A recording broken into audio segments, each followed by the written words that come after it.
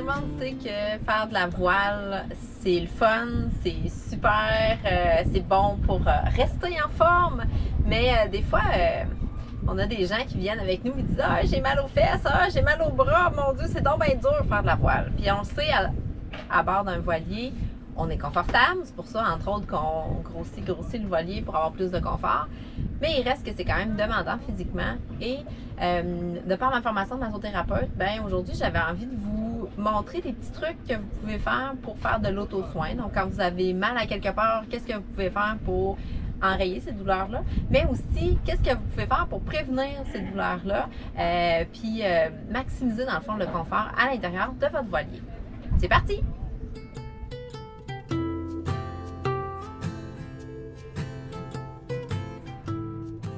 Une bonne façon de commencer, en fait, c'est d'avoir une séance d'étirement qui va pouvoir aller chercher toute la chaîne musculaire antérieure. Si vous ne voulez pas passer 3/4 d'heure à faire des étirements pour bien vous préparer, ben c'est mieux d'avoir une courte séance qui vient chercher toute la chaîne postérieure. Je vous donne mes préférés.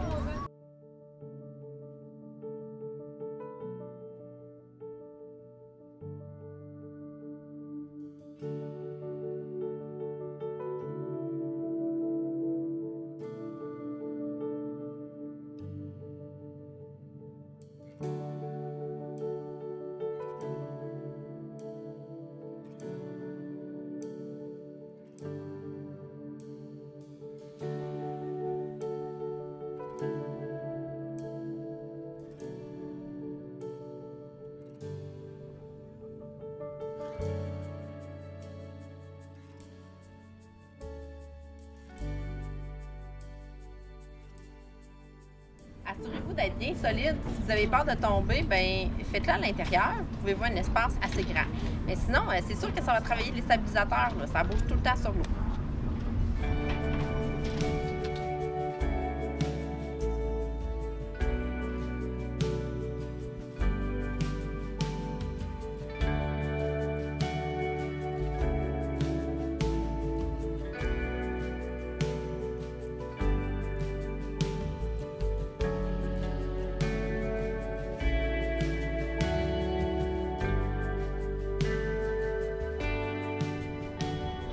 Qu'est-ce qu'on utilise le plus souvent lorsqu'on est en voilier? Assurément, nos mains, nos bras, mais on essaie aussi de travailler beaucoup avec nos jambes pour pas que ce soit le dos qui subisse les coups quand on a besoin de manœuvrer les cordages, par exemple, ou même de tenir la barre.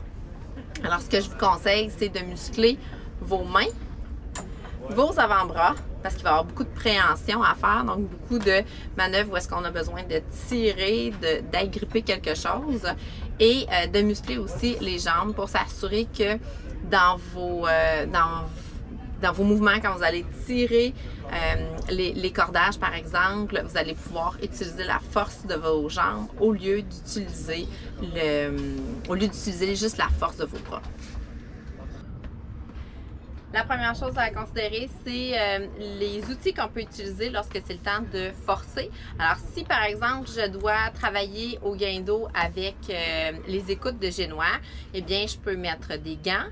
Je peux m'assurer d'avoir des souliers fermés, donc avec une semelle pour bien adhérer et éviter que si je m'accroche les orteils, j'ai mal. Je peux également utiliser, nous, on a un guindeau à double vitesse.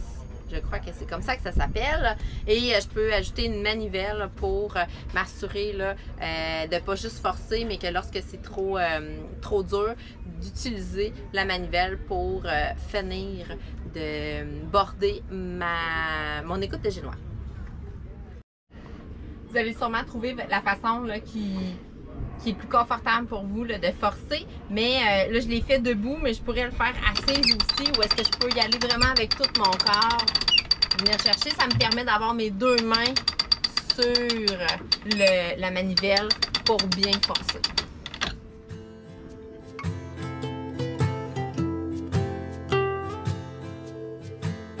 L'avantage quand on est aux manœuvres, au cordage, c'est qu'on peut se reposer, s'asseoir, changer de position. Souvent, lorsqu'on est à la barre, si on n'a pas un Gaston qui va conduire à notre place, ben on est comme pogné derrière la barre, mais il y a quand même des trucs pour pas justement se fatiguer trop vite et s'assurer de ne pas ankyloser. La première des choses, ben, c'est qu'il faut être bien cambré sur nos jambes, avoir une bonne prise sur la barre aussi, puis s'assurer de ne pas bloquer les genoux. Alors, on s'assure de fléchir les genoux, d'y penser tout au moins pour être sûr que lorsqu'on navigue, on est confortable. N'hésitez pas non plus à changer de position. On peut venir, selon la grandeur de votre voilier, là, venir s'asseoir sur le côté, garder une main sur la barre. Surtout si on est à voile, on va changer de côté selon la gîte. Alors, ça va nous permettre d'équilibrer la force qu'on va dispenser à gauche et à droite. Et il faut faire attention aussi, surtout lorsqu'on est à voile, la girouette qui se trouve tout en haut, si on est capable d'avoir un instrument pour nous dire la direction du vent plus à la hauteur des yeux, ben c'est vraiment bien parce que sinon on est tout le temps en train de confirmer notre vent en haut. Puis là, ben ça finit que ça fait mal dans la nuque. Faites-vous confiance. À un moment donné, vous le savez d'où est-ce qu'il arrive le vent, là? Vous êtes capable de naviguer sans regarder constamment la girouette, mais c'est quand même à prendre en considération.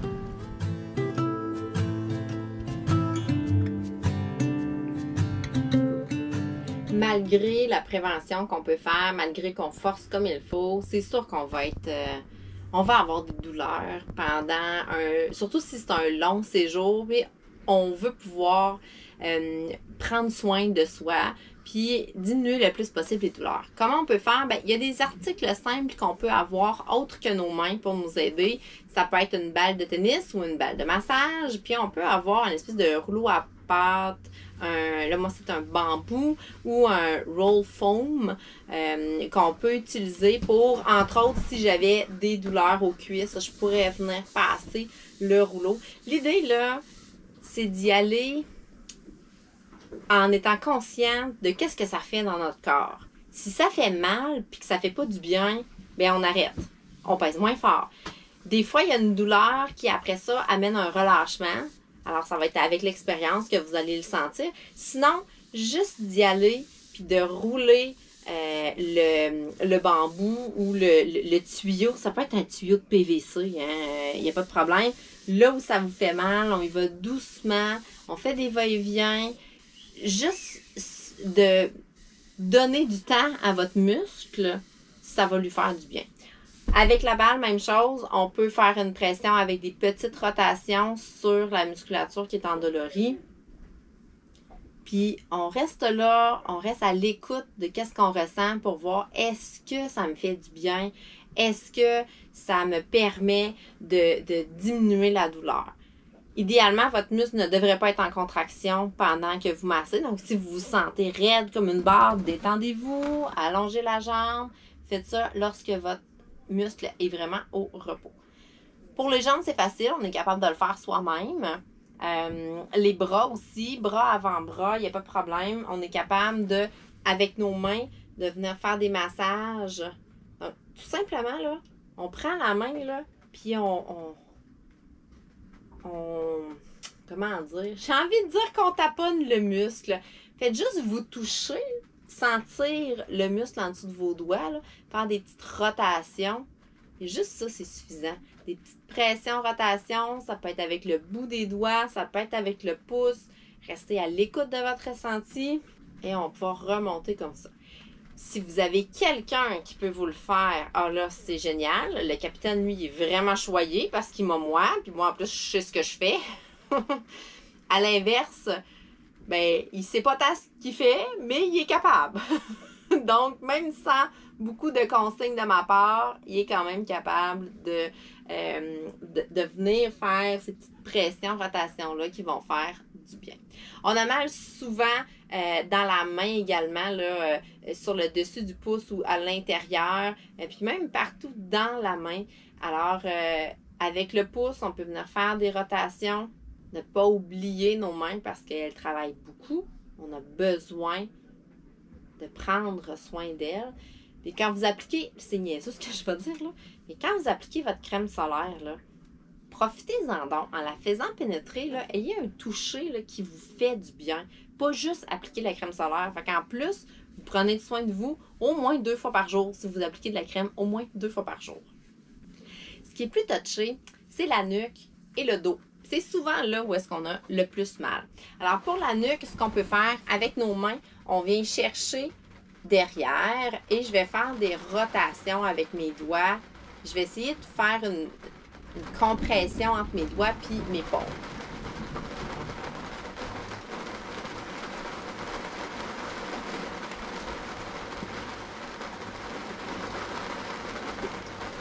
Et je vais me retourner pour que vous voyez bien ce que je fais avec mes mains.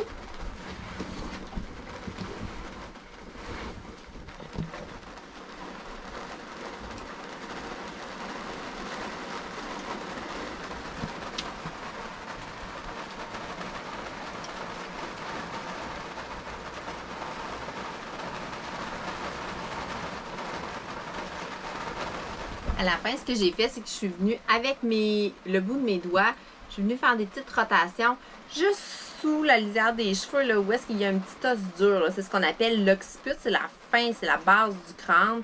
Alors, on vient faire des petites pressions, rotations. Alors, avec les doigts, tout simplement, comme ça aide à dégager toutes les attaches musculaires. Puis ça aide si vous avez des maux de tête, si vous avez des raideurs dans la nuque, ça va aider à dégager tout ça. Et pour vous donner un coup de pouce lorsqu'il y a une blessure, puis qu'on a besoin de prendre soin un peu plus, pas juste avec nos mains, bien, il y a des produits qu'on peut utiliser qui vont nous aider à diminuer la douleur puis à faciliter là, la récupération. On peut penser entre autres aux huiles essentielles. Les huiles essentielles font partie intégrante de ma pratique.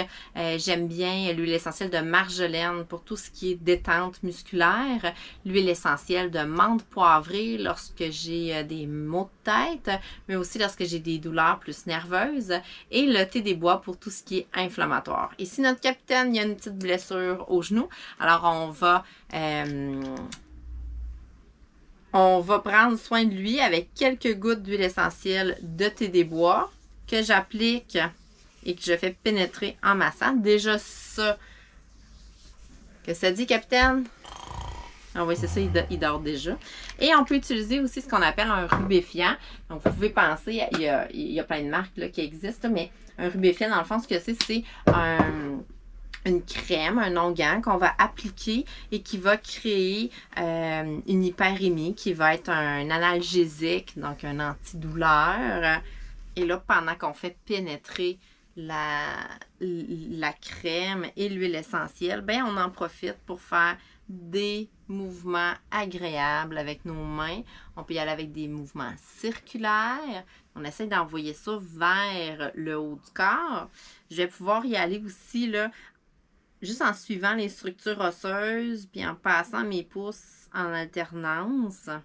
Évidemment, je regarde la face de mon capitaine une fois de temps en temps pour savoir si c'est trop fort ou pas. On ne veut pas que ce soit trop fort. On ne veut jamais que ce soit trop fort. Alors, je vais faire toute la structure du genou. Alors, en passant avec mon pouce, on fait le tour des os. Je peux le faire avec mes doigts aussi. Dans le fond, vous avez deux choix. C'est soit que vous le faites jusqu'à ce qu'il ronfle. Moi, c'est vraiment pas long. D'habitude, il se met à ronfler quand même assez vite. Mais vous pouvez le faire aussi jusqu'à ce que la crème soit bien pénétrée à l'intérieur. Pour les rubéfiants, là, vous pouvez penser entre autres à l'antiphlogistin, au Deep Cold, au Tiger Balm. Juste à faire attention quand vous avez quelque chose qui est très réactif avec la peau. Donc, quand la peau devient très rouge, qui est très irritant, si vous allez au soleil après, ben en fait, c'est pas très indiqué. Donc, c'est pour ça que j'ai utilisé des produits qui, aujourd'hui, vont nous permettre de pouvoir aller au soleil aussi. Donc, lisez comme il faut les instructions sur l'étiquette. Alors, la clé dans l'automassage ou dans le massage de l'autre personne, c'est vraiment d'y aller doucement, lentement, pas trop fort, puis on reste à l'écoute de ce que notre capitaine ressent. Ah, voilà, c'est terminé. Il a ronflé.